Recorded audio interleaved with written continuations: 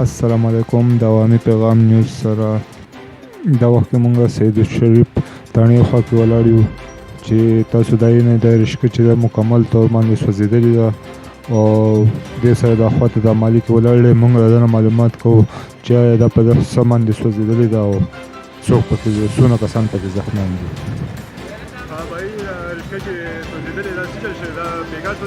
دا خو چې بیګا په 8 بجې باندې سوځېدلې ده او د روانو لیټ ورته کار پرېښودی دی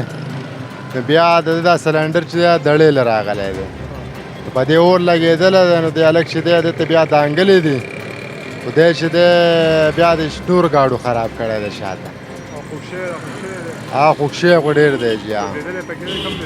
مخ یې سوځېدلی او لاس یې شلېدلی دی او ډېر زیات ګډوډ دی غریب دی روان و جی اول لیټ کار پرېښودی دی بیا تیاره شوی دی ته نو هغه دړې سره سلنډر ټکراو شوی دی. دا زما رور دی شیر محمد ته نوم دی موږ د ملوک آباد یو.